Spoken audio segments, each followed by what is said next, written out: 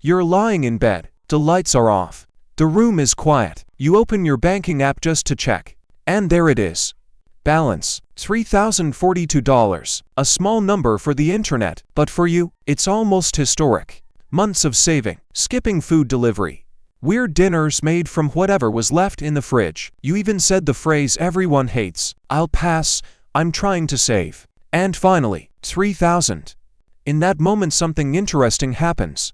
You feel relief, like you can finally breathe, like, okay, I'm not on the edge anymore. But just a few days later, something strange begins. You get a notification, you're pre-approved, then another one, increase your credit limit, then the bank sends a letter, then the app shows a personal loan.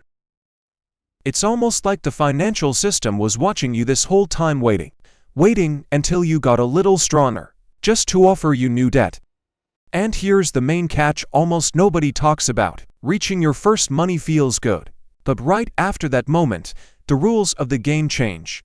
Because the first $3,000 is not the finish line, it's the foundation. And most people lose it because the system starts selling them convenience. Many people imagine money as a finish line, like a marathon. You reach it, you win.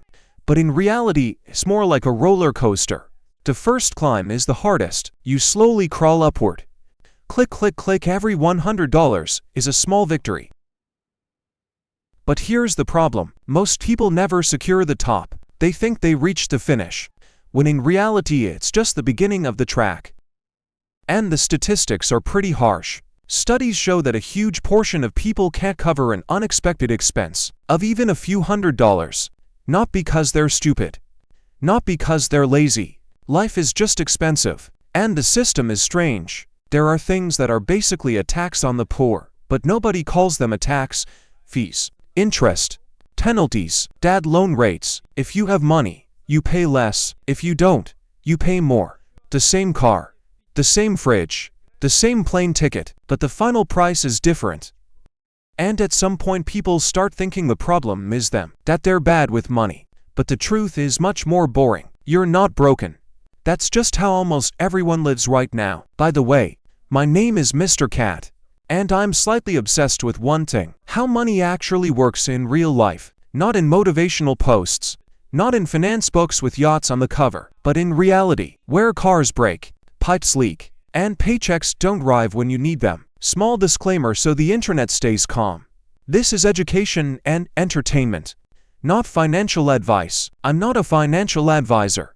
If you need real financial advice, talk to a professional. Here we're just breaking down how the game works.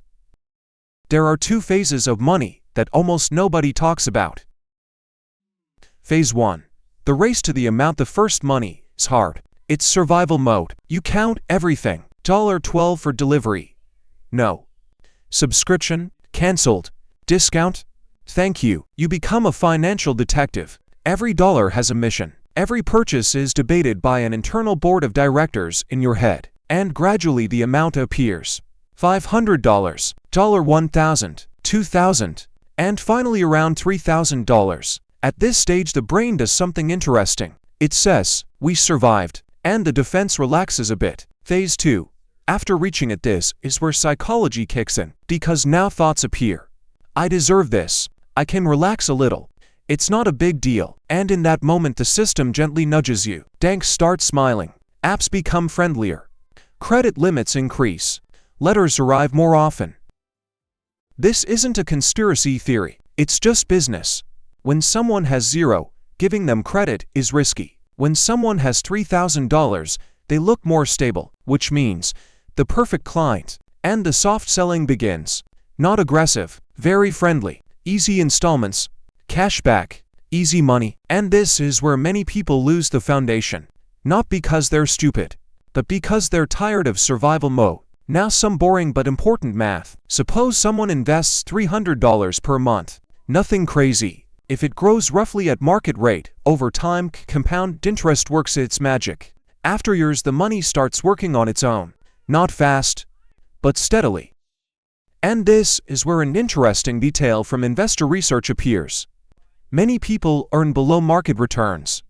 Not because they choose bad funds, but because they constantly 10x sell stop start again. This gap between market returns and investor returns even has a name, the behavior gap, and it costs people enormous amounts of money. Investment company reports show the same thing year after year.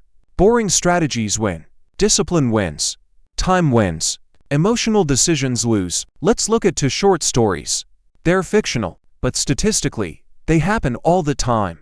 Alex saved for a long time, finally reached around $3,000. A feeling of relief appeared, and almost immediately life became a bit nicer. A couple of trips, a new phone, a small vacation, nothing crazy, just life. The problem was there was no system, no rules, and after a few months the balance was close to zero again. Then a credit appears, then another one, and Alex is back in the race. This isn't rare. It's the normal trajectory for most people. Jordan did something boring. When the first savings appeared, he created rules. Not goals, rules. First, a financial floor, an amount below which the balance never drops.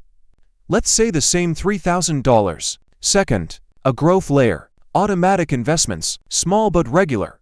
Third, an opportunity layer, money for experiments, travel, ideas, projects. And this is where the interesting difference begins, because life still happens, but the system is already ready. Statistics again favor boring people. Those with automation and rules preserve capital far more often, not because they're smarter, because they remove decisions from the daily struggle. If you simplify everything, the plan looks pretty calm. Not dramatic, but effective. Step 1. Set a financial floor. This is your minimum safety amount. For example, $3,000. Not invested, not spent. It stabilizes your life. Step 2. Create a growth layer, automatic investments, even small ones, because time matters more than size. Step 3. Create an opportunity layer. This is money for living, so the system doesn't feel like a prison. Step 4.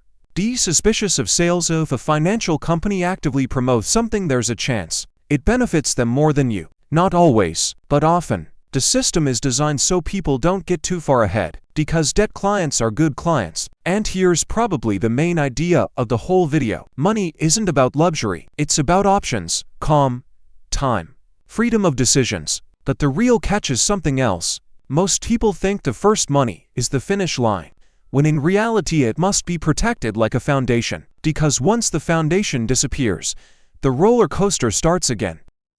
And that's it. Protect your first money.